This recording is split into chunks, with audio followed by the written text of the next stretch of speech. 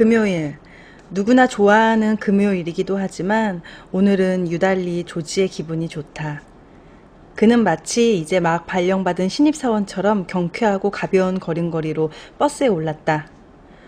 오늘은 아주 기분이 좋아 보이네요, 조지. 조이가 예의 그 환한 미소를 지으며 물었다. 글쎄요, 감사하며 걷기 덕택인가 봐요. 어제 주신 책 중에서 그 연습을 중점적으로 해봤거든요.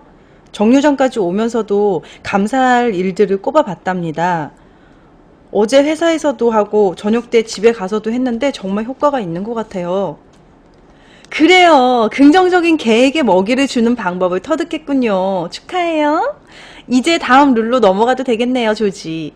당신이 그렇게 궁금해하던 팀에 관한 얘기를 시작할게요.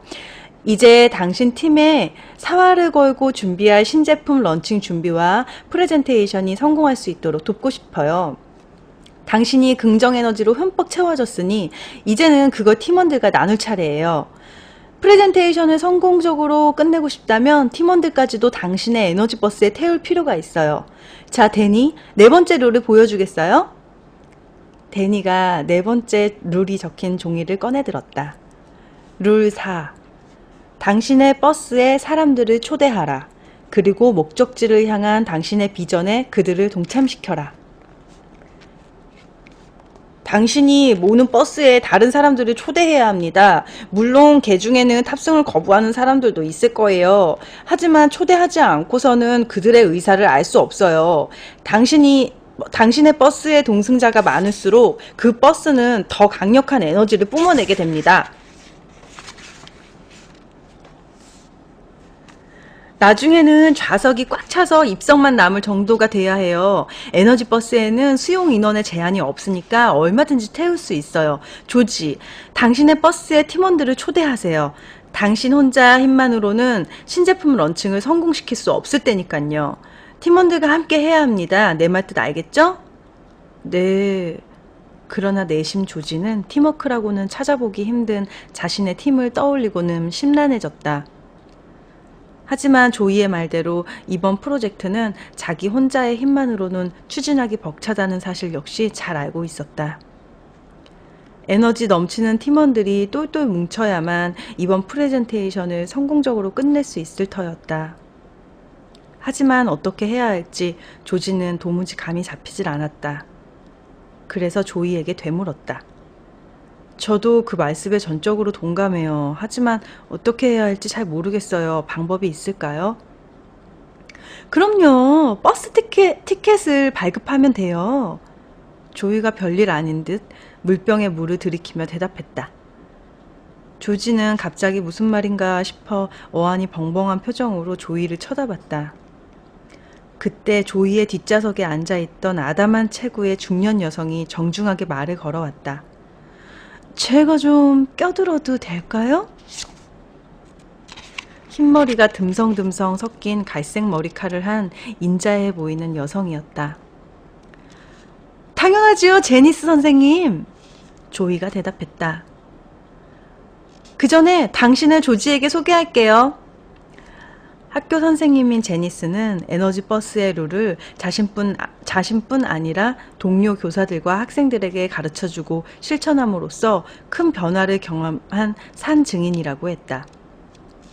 그녀는 조이에게 배운 것을 한층 더 발전시켜서 에너지 버스의 룰을 널리 알리고 에너지 버스 티켓을 발급해주는 웹사이트를 만들기도 했단다. 제니스가 자신의 방법을 소개했다. 네 번째 룰을 통해서 조이는 주변에 있는 사람들을 제가 가진 비전에 열정적으로 동참하게 만드는 것이 얼마나 중요한지 가르쳐줬어요. 그래서 이렇게 나름대로 버스 티켓을 만들어 보았답니다. 우리 웹사이트에도 이 티켓을 발부해주는 코너가 있어요. 제니스는 승객의 이름이 빈칸으로 돼 있는 에너지 버스 티켓을 보여주었다. 거기에는 제니스가 가진 비전과 목표가 적혀 있고 그 비전을 향해 여행길에 함께 동참해달라는 초청 메시지가 들어있었다. 제니스가 말을 이었다. 이걸 만드는 방법은 아주 간단해요. 하지만 여기에 적힌 당신의 비전과 목표는 승객들을 설득할 만큼 간절하고 솔직한 것이어야 한답니다. 그리고 왜 그들이 당신 버스에 탑승하기를 원하는지 진솔하게 적어야 해요. 우리 학교에서는 이제 새로운 계획을 추진할 때면 교장 선생님께서 교사들과 학부모들께 이 티켓을 만들어 보내곤 한답니다.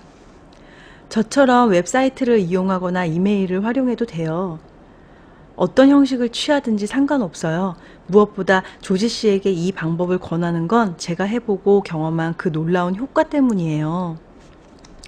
제니스의 설명을 듣는 조이의 표정은 어느 때보다 상기되어 있었다.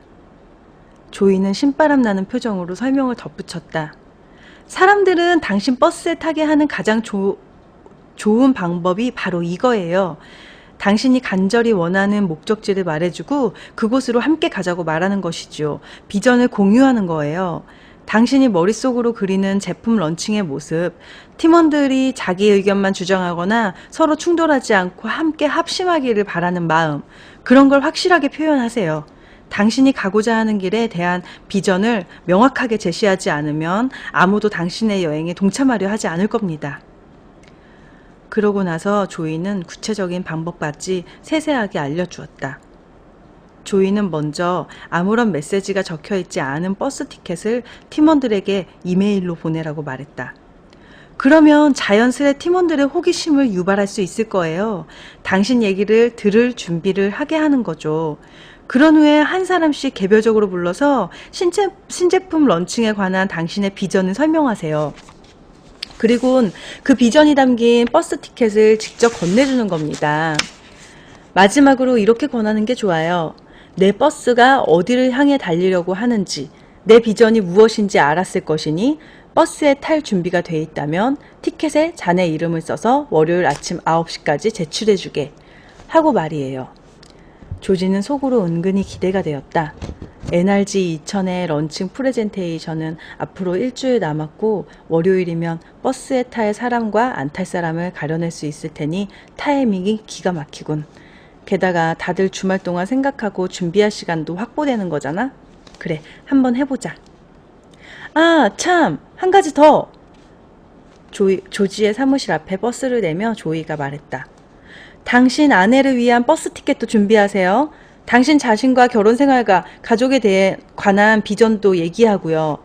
당신의 목적지를 아내도 알아야죠. 잊지 말아요, 조지. 잊지 않을게요. 꼭 그러죠. 월요일 이후 처음으로 조지는 타이어가 펑크났던 일이 감사하게 여겨졌다.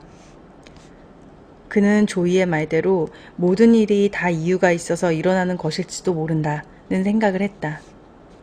그리고 그의 인생에도 참으로 오랜만에 행운이 깃들기 시작한 것이 아닐까 기대감에 젖었다. 그리고 이게 어쩌면 그를 둘러싼 상황이 좋아질 것이라는 강한 징조인지도 모른다는 생각이 들었다. 토요일 오후 조지는 거실에서 서성거리다가 탁자 위에 있는 타임지를 발견하고는 그것을 집어들고 소파에 앉았다. 표지 인물은 미국에서 가장 존경받는 역대 대통령 중 한 명인 에이브럼 링컨이었다. 소위 삼아 커버 스토리를 읽어내려가던 조지는 그간 몰랐던 사실을 알고 깜짝 놀랐다. 9번에 걸친 선거에서의 대참패, 2번의 파산으로 인한 재정적인 고통, 약혼녀의 비극적인 죽음, 그리고 우울증과 신경쇠약으로 고통받던 나날들. 이 모든 것이 48세의 나이로 대통령에 당선되기 전까지 링컨을 괴롭혔던 숱한 역경들이었다. 조지가 알고 있던 링컨의 모습과는 사뭇 다른 것이었다. 그 많은 시련에도 불구하고 불굴의 용기와 강인함으로 분열되어 있던 미국을 하나의 새로운 나라로 탄생시키고 역사의 방향을 바꿔놓은 링컨의 비전. 그것이 오늘날의 미국을 만든 위대한 힘이었다. 조지는 통합이냐 파멸이냐의 갈림길 앞에 놓인 조국의 운명을 알지 못한 채 기나긴 남북전쟁의 항방을 묵묵히 기다려야만 했던 링컨의 심정이 남의 이야기만 같지 않았다. 링컨 대통령도 지금의 나 같은 심정이었을까? 시간이 흐를수록 어느 팀원이 버스에 탈 것이고 어느 팀원이 타지 않겠다고 선언할지 더욱 궁금해졌다. 이 직장에서의 전쟁과 위기, 그것을 극복해낼 용기와 강인함이 자신에게 있는지 초조하고 걱정되기도 했다. 내 앞에 과연 승리가 기다리고 있을까? 패배가 기다리고 있을까? 조지는 지난 금요일 내심 기대감을 갖고 팀원 전원에게 버스 티켓을 나눠주었다. 월요일이면 그들의 답장이 조지의 책상으로 속속 도착할 것이다.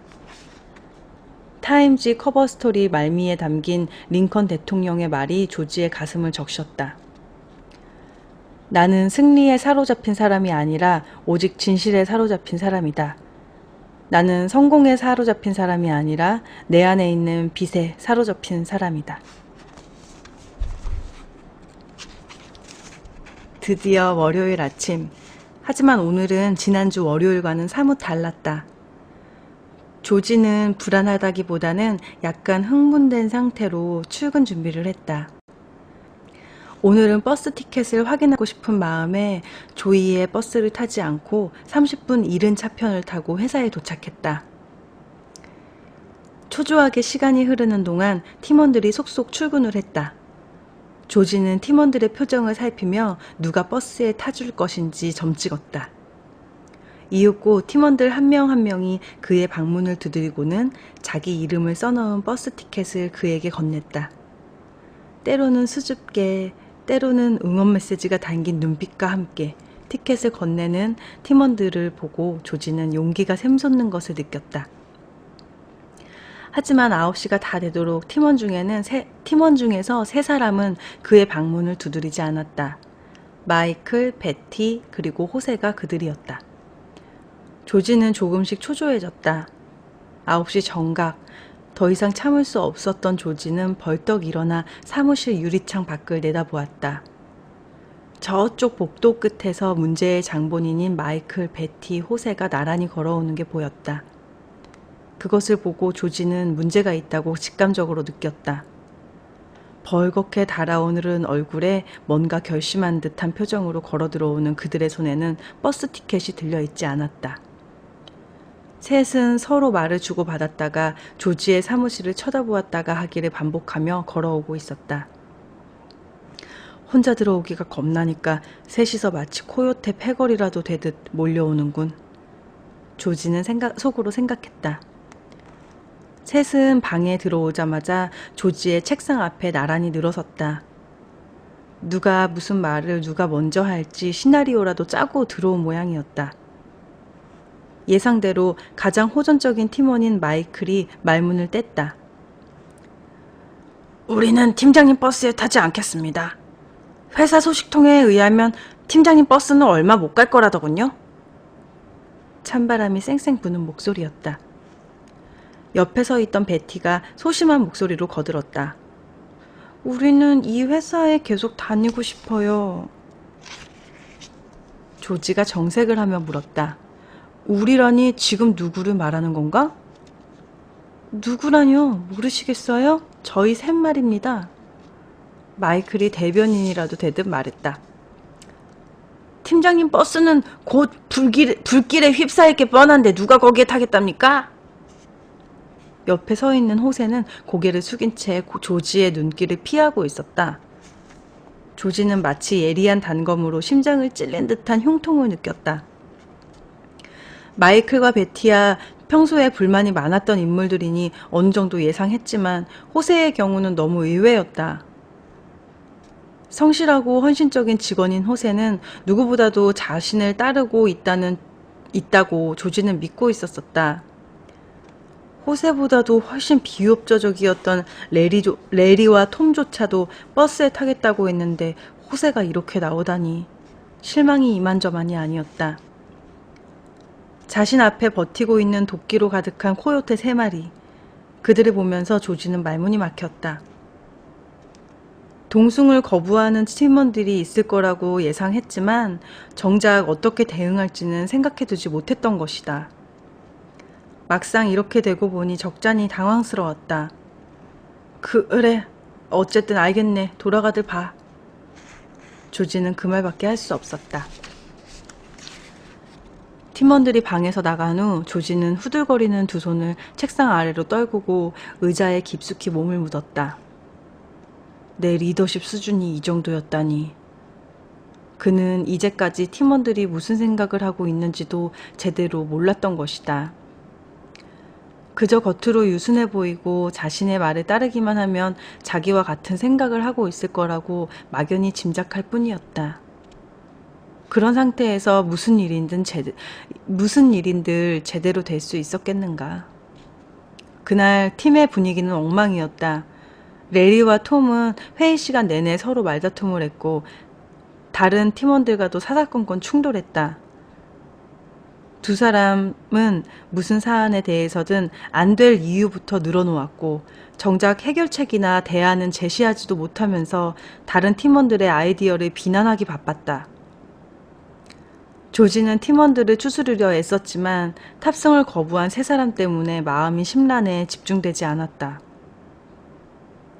하지만 당장 그 세 사람을 어찌할 도리도 없었다. 마이클과 베티와 호세는 회의 내내 수동적인 자세로 임하면서 눈을 아래로 깔고 이따금씩 서로에게 눈짓을 보내고 있었다. 팀의 에너지는 최악이었다. 프레젠테이션은 겨우 나흘 앞으로 다가왔는데 조지의 버스는 여전히 진창에 빠져 오고 가도 못하고 있었다.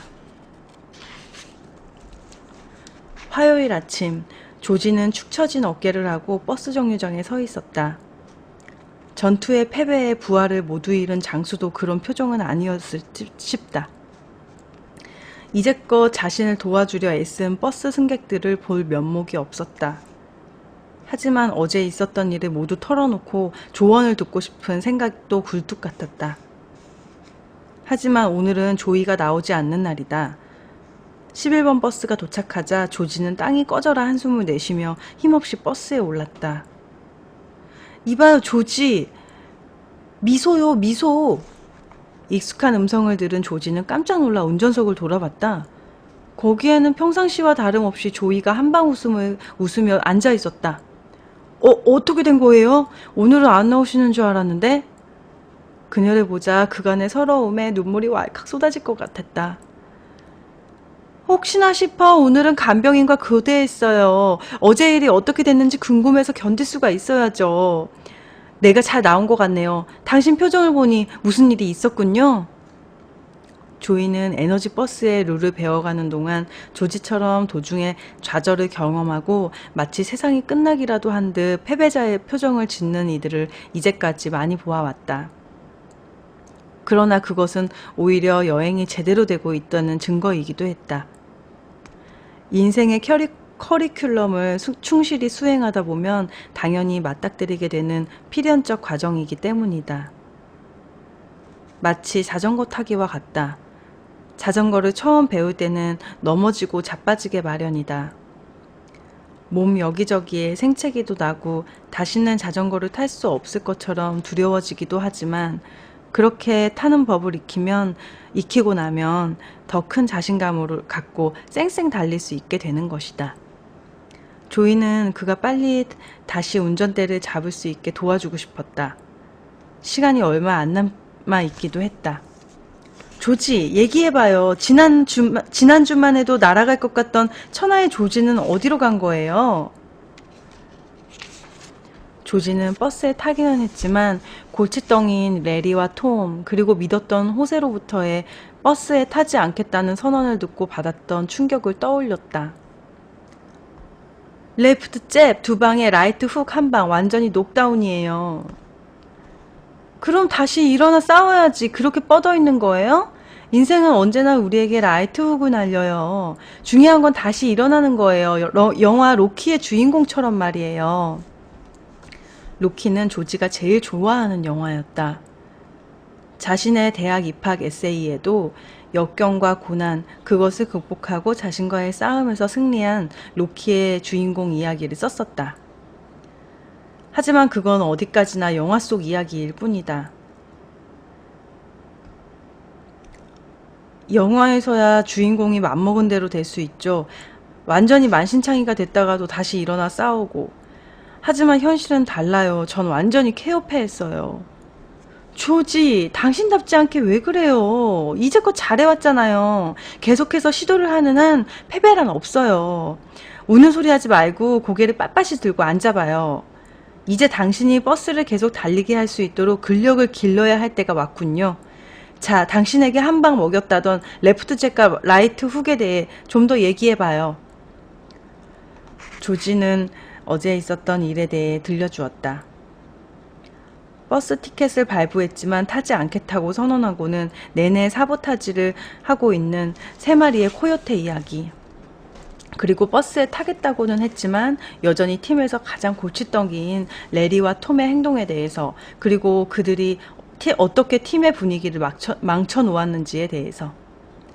조이가 혀를 끌끌 차며 한마디로 사태를 정리해 주었다. 문제는 그 사람들이 아니에요. 당황한 조지가 되물었다. 그럼 뭐가 문제란 말입니까? 벌어진 사태를 스토리로 만들어서 편을 가르지 말아요. 그렇게 해서는 상황을 정확히 판단할 수 없답니다. 부정성 자체에 집중하세요. 부정적 에너지는 언제 어디에나 있어요.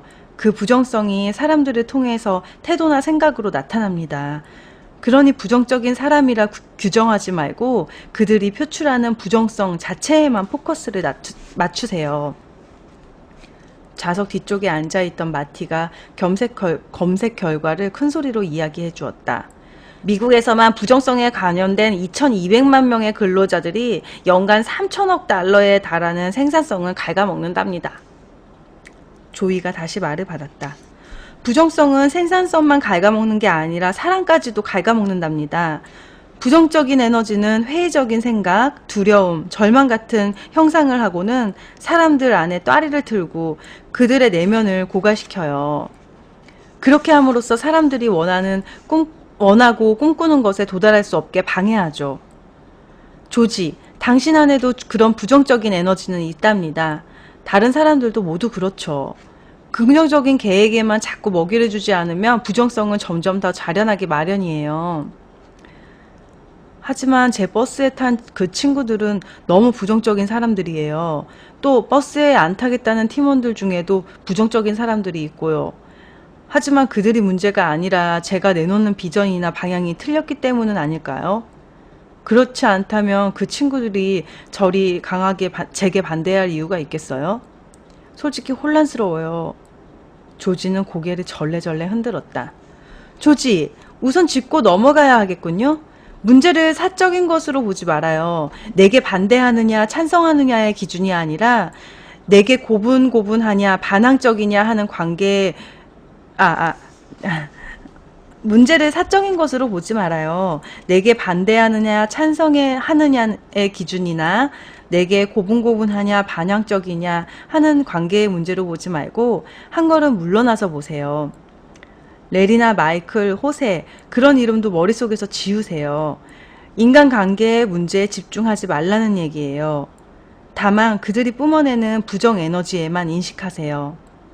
그러면 당신이 혼란스러워하는 것에 대한 답이 보일 거예요. 부정 에너지에 완전히 감염된 사람은 현재는 부정성을 표현하고 있지만 동참의 여지가 있는 사람이 가려질 거란 말이죠. 그리고 그런 부정성이 뿌리를 내릴 수 있도록 방치해둔 당신의 리더십의 문제도 발견될 거예요. 그런 바탕 아래서 차근차근 살펴보죠. 먼저 당신의 버스에 타지도 않으면서 부정성을 표출하는 사람들을 어떻게 해야 할지 살펴봅시다. 데니, 이제 5번째 룰을 보여줄 차례예요. 룰 5. 버스에 타지 않은 사람들에게 에너지를 낭비하지 마라. 어때요? 간단하죠? 당신의 버스에 탄 사람도 있고 타지 않은 사람들도 있어요. 그런데 사람들은 흔히 버스에 탄 사람보다 타지 않은 사람들 때문에 더 초조해하죠. 일단 버스 밖에 있는 사람들은 신경 쓰지 마세요. 그들에게 에너지와 시간을 낭비할 필요가 없다고요. 억지로 태우려고 할 필요도 없고 그들의 버스를 대신 운전해 주려 애쓸 필요도 없어요. 어차피 그럴 수도 없을 뿐더러 당신의 버스를 운전하는 일이 급선무니까요. 조이의 말을 듣고 보니 상황이 아주 간단해 보였다.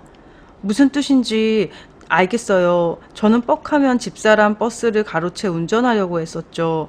아내가 그걸 끔찍이도 싫어한다는 걸 금세 깨달았지만. 버스 안의 승객들이 동감한다는 듯 폭소를 터뜨렸다. 조이가 이야기를 계속했다. 맞아요. 누구든 자기 인생에 대한 결정은 자기 스스로 내려야 한답니다. 당신의 버스에 타지 않겠다는 사람들 때문에 불쾌해하거나 화를 내며 시간을 낭비할 필요가 없어요. 그런 선택을 감정적으로 받아들일 필요도, 개인적인 모욕으로 받아들일 필요도 없고요. 그들이 타야 할 버스는 어디 다른 데 있을지도 몰라요. 게다가 그들을 억지로 태워봐야 오히려 당신 버스의 운행을 방해만 할 뿐이죠. 조지는 그 말에 전적으로 공감했다. 게다가 그런 사람들한테까지 일일이 신경 쓰다 보면 정작 당신 버스에 타고 있는 사람들에게 쏟아야 할 에너지를 뺏기게 돼요. 또 버스에 초대해야 할 더 멋진 승객들을 놓칠 수도 있고요. 이런 법칙을 가장 잘 아는 사람들이 아마 세일즈맨일걸요? 그들은 애초에 제품에 관심이 없는 사람에게 매달리지 않아요. 그들에게 매달리다 보면 정작 새로운 고객에게 투자할 에너지를 잃게 되거든요. 버스에 타지 않겠다는 사람들은 그냥 정류장에 내버려 두세요. 조지는 자신이 중대한 실수를 했다는 걸 깨달았다.